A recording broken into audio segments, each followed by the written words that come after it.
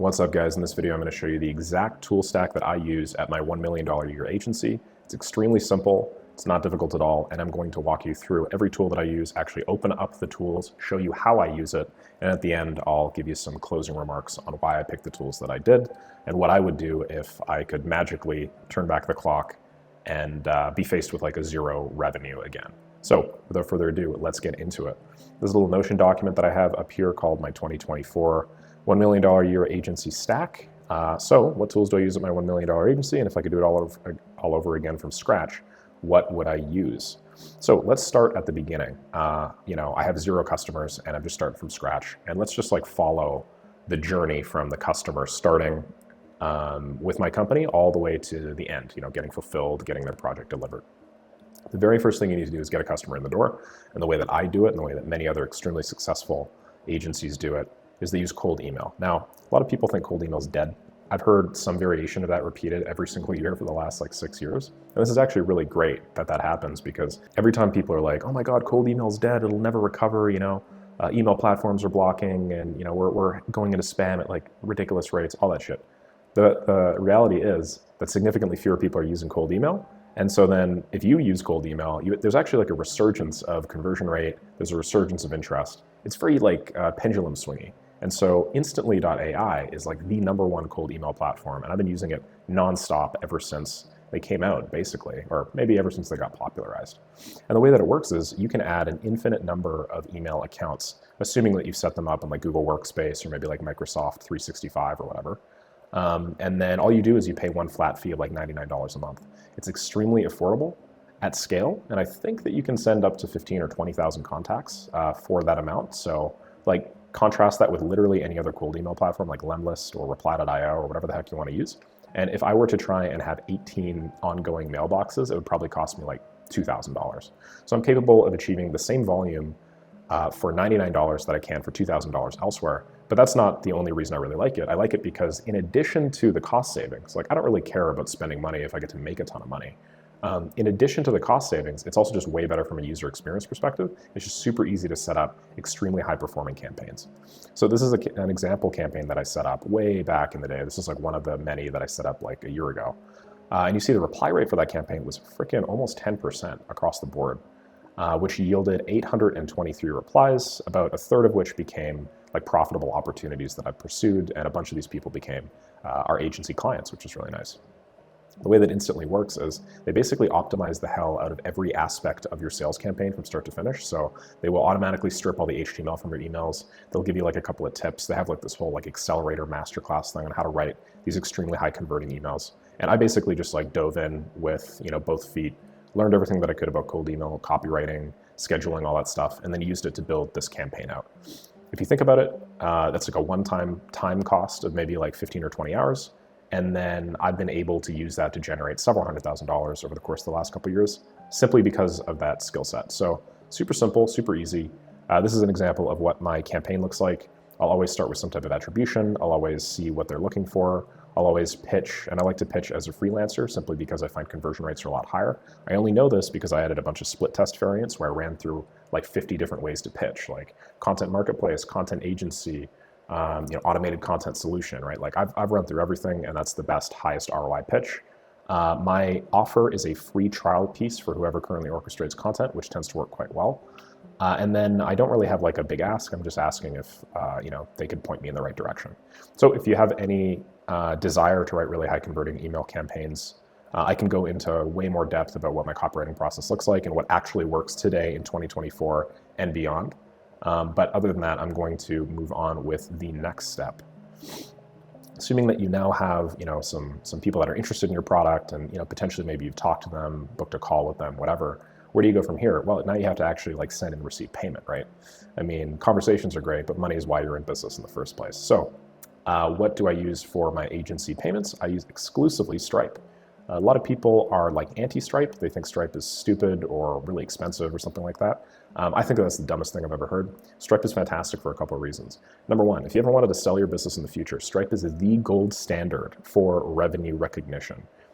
No other company is as integrated with Flippa, buy and sell platforms, like all these brokerages and stuff like that, than Stripe is. Everybody knows how to use Stripe. Everybody expects to see payment things in Stripe, whether it's an agency or like a SaaS company or an e-commerce company. Well, maybe e-commerce is the one special case there, but everybody really likes to see Stripe. So just using Stripe from the get-go makes your life so much easier if you ever want to sell. And I would never not want to sell, or at least have the ability to sell in the future. That's how you get rich. That's how you multiply your revenue and double dip. You get to make money while your business operates, then you get to make money at the end of that business as well, and basically make 2 or 3 times more what you were able to make in cash flow. So I'm a big fan of Stripe just for that reason. But more importantly, Stripe is also just the most convenient payment platform on planet Earth. It's just like a breeze to do anything. If I want to send an invoice, it's like a 2-button process. The invoices are incredibly professional. They look extremely sleek, very sexy, yada, yada. So like there's no reason not to use Stripe. The 3% payment fee or whatever is just like, come on, man, you're going to make 97% of that. I understand trying to optimize margins when you're at like a $50 million a year business or whatever. A percentage point here, a percentage point there could literally like buy you an island. But the vast majority of you aren't making that much money. The vast majority of you are looking how to build like a $1 million a year agency, which is between $80,000 to $90,000 a month. That 3% is 100% worth it for the convenience and the velocity that you get as a result of using a payment platform like this. So I really like Stripe. And yeah, I'm not going to beat that with a dead horse. I'm not going to beat that dead horse, but you get payments, you get invoices, you get subscriptions, whatever type of business model you have, Stripe basically covers you. Next up is, okay, great. So now we've got the customer, and then we've won the customer, and we've received payment of some kind. And whether you want to do like agreements or anything at this stage, totally up to you. But what do we do with that customer now? Well, now we actually have to fulfill the project. Now we actually have to move forward and give them the thing that they paid us for. And so for that, I use ClickUp. It's my CRM and project management tool. And I freaking love ClickUp to death because it's just another example of ClickUp does what like 5 or 6 tools used to do. And basically, by using ClickUp, you can basically eliminate like 5 or 6 other tools from your stack, keep it as simple and as lean as humanly possible. They have had some pricing changes in the course of the last couple of years that have made it significantly more expensive than what they used to be. They used to have this amazing free plan, and that's kind of how they like acquired so much market share. But whatever, they got to make money too, and I'm totally fine spending money on ClickUp if it means that my business operates exactly how I want it to. Now you can set up ClickUp however the heck you want. This is how I set it up. I have a CRM. So I basically have like 2 spaces. I have a project management space, then I have a sales space. And so my sales space is like my CRM. My project management space is like where all my staff members do work and stuff like that. So there are many different like project management methodologies on how to set up CRMs and project management systems. I'm not going to walk them through exhaustively today, but I am going to record a video on my favorite, which is The Theory of Constraints by Eli Goldratt. But essentially, this is just a quick example of like a pipeline that you can set up in ClickUp that allows you to manage new entries as they come in. So in this case, I have, a column labeled prospect status with, where are they in my pipeline? Are they interested? Have they requested a sample? Have we delivered a sample? Are they closed? If they're closed, they become a client. Are they unqualified, unsubscribed, lost, whatever? You can customize the heck out of this however you want. Simpler is always better.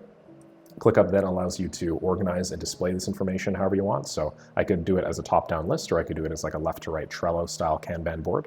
I find that the real beauty of ClickUp is just that it allows you to represent that data however you want, and it abstracts away the data itself, which is a single source of truth, from the way that you view it. And people are visual learners, other people are textual learners, so this just provides like a lot of latitude there. This is just an example of a CRM that I set up that works quite well, and I set CRMs like this up for people quite often at LeftClick, my operations consultancy, where you have like the lead entry. You then have a column to see when's the last time they've been updated. Then you have a lead age, and that lead age is basically just a formula that shows you, hey, is this person green, orange, or red? How long has it been since they've been connected or contacted? And then you have statuses, you have their source, you have the assignee, and then you have like a discovery call URL, which in my case is just a fancy calendar link that links specifically to that ClickUp prospect using their ID, which means that anytime I send out an email with a calendar link and somebody books, I can then do a bunch of cool stuff after that relevant to that prospect. Like I can automatically send them emails, I can automatically update stages in my CRM, I can automatically add things to my dashboard, all that sort of stuff. So that's an example of a CRM. This is an example of a project management system. And basically the way this project management system works is it's separated into a variety of columns here, but we have like the name of the article, right? We're a content writing company. So the name of the article on the left-hand side, we have like a project folder column, which is where we store all of the details and information about that specific project. And If I click through one of these, you'll see it'll actually like show you the article itself that was written. So in this case, how to tailor financial education to diverse student populations. That's where the writers will actually log in and then do their work. We have like a due date column, which is obviously the due date of the task.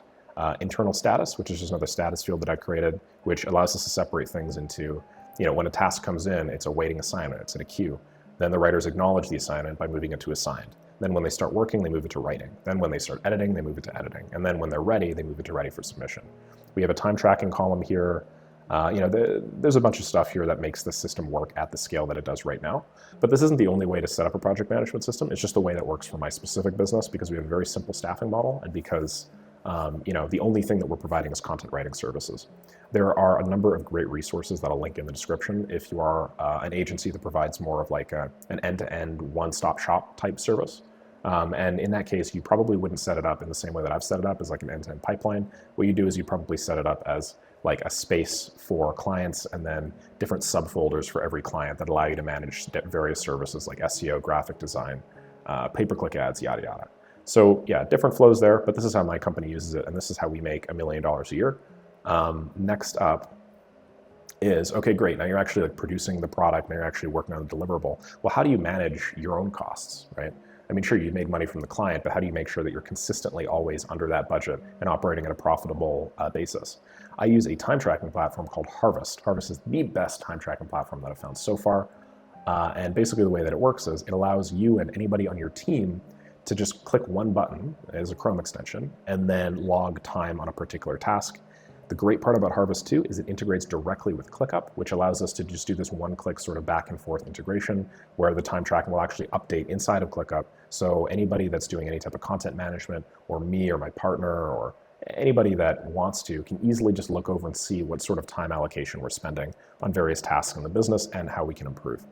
The really cool part about this as well is we can then log people's time. We can see when they finish the time, and then we can just query Harvest once a day to get an updated like timesheet essentially of all the time people have spent on these tasks.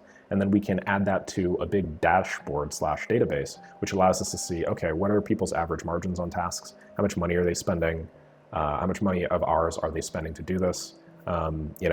Are certain clients more profitable than others? Are certain writers more profitable than others? This allows us to make these sorts of like high-level decisions that most other people just have to do off of either gut feeling, intuition, or they have to like ring up their finance department and spend a week trying to get information they should just have in front of them. So that's how I do my time tracking, and that's one of the most important and valuable parts of this whole business, if I'm being honest. Okay, now at that point, let's just cover a couple of the other logistical aspects of most businesses. The first are legal agreements and NDAs, which I exclusively use PandaDoc for. If you're an agency that's routinely sending over proposals and doing that sort of like high legalese stuff, you probably have like very high ticket items. I probably would have put that over here after Instantly for you because you have to send the emails, communicate with the prospect, maybe jump on a call, then send them agreement, then win it. But in my case, for 1 second copy, the content writing company, our average order value is a lot lower. A lot of the time, people don't really want an agreement. They don't really feel that they need one. It's just, hey, click here to sign up on our website. Very simple and straightforward. Regardless, PandaDoc is the best legal document platform that I've found ever because it allows you to extremely simply template out documents, and then you can automate those later on with any platform you want, whether that's Zapier, Make.com, which I'm going to get into a second. You could use code. You could do anything that you want. But because of this, you basically get like this templated functionality where it's like a one-click thing on your side of things, and then the customer gets this beautiful guided experience with whatever your branding is. They have like integrated payments, which are cool, so you can like automatically one-click connect with Stripe, and then before they finish signing the agreement, they have to pay you. It's just really cool. This is an example of one agreement that I sent. It's not actually for 1 second copy, this is for left click, but I don't really send proposals for 1 second copy, so. This is a quick example, right? We have like a what you're getting page. As you see, it's very beautiful. It's very minimalistic. They have a variety of like super simple templates that make it really, really easy to just get up and running. They have like places to add your signature and stuff like that. Way better than DocuSign because of just how automatable it is. I routinely send these automatically using like a proposal flow that I generated, which I can link in the video description if you're interested. But PandaDoc is by far the best, and I think it's also one of the cheapest now. I may be wrong, but I didn't have the wherewithal to look into the prices of all these before I made this video. So yeah, check that out. Regardless, this is definitely still I think I pay something like, $1,000 a year, or like $1,200 a year for this, I would gladly pay 5 times that much money. That's what an impact it's made to my business. And last but not least, we have make.com, which is just the glue that holds literally everything in my business together. Make.com is the project manager, it's the bookkeeper, it's the sales administrator, it's the virtual assistant. Make.com does everything in my business that I would probably need like 4 or 5 other people for, and it allows me to save those 4 or 5 people's salaries and then give it to the remainder of the team to bolster their productivity, their effectiveness, and their incentive to continue working at like a very high level for the growth of the business. So I do that in the form of bonuses. I do that in a variety of different ways. But having that extra cash in the pocket means that you don't really have to worry too much about short-term debt obligations, and you're willing to invest in the future and the growth of the company. And I find that right around the $1 million a year mark, that starts being important. Before then, you can usually get away with just bootstrapping and that sort of shit. But anywho. This is just an example of one of the many flows that I build, and this one templates out new content writing tasks as they come into the queue. We'll do things like automatically create Google Drive folders for new projects as they come in, which I showed you earlier. We will create Google Docs. Sometimes we use AI to help template out portions of that immediately. We'll do automatic project management stuff, like adding links and resources and stuff like that to the ClickUp file. We'll do automatic time tracking and harvest, where we'll create projects, link the projects to the assignees, that sort of thing. We'll also add stuff to our dashboard data source, which is just a big Google Sheet that we pull from using Google Data Studio, which I didn't really talk about here, but it's not super necessary, and we didn't really have this until quite recently. But regardless, that lets us see at any point how much money we've made that month, what the projections are for next month, maybe some milestones or KPIs we need to hit, that sort of thing. So make.com is fantastic. I use it on the front end, I use it on the back end, I use it basically everywhere that we need. Okay, and that is about it. That's a quick little wrap up of all of the software platforms that I use on a daily basis in my $1 million a year agency. Of course, there are a couple of other ones, but they're usually just on and off. I might buy a software subscription to LinkedIn Sales Navigator once every 3 or 4 months, and then I'll use that for 1 month to compile a big list of leads to pump into Instantly or something like that. The vast majority of the time, though, these are sort of one-off expenses that you can conceptualize as just not really being integral to the day-to-day operations of the business. But certainly, Instantly, Stripe, ClickUp, Harvest, PandaDoc, and Make are. And if you're starting an agency in 2024, regardless of whatever kind of agency that you're operating, I highly recommend that you at least try all of these tools. It'll make a big difference. Okay, thanks so much for watching this video. Please like, comment, subscribe, and leave me any notes if you have any questions about how these platforms work, or maybe some alternatives as well. I'd love to hear from you. Thanks so much. Have a great rest of the day. Bye-bye.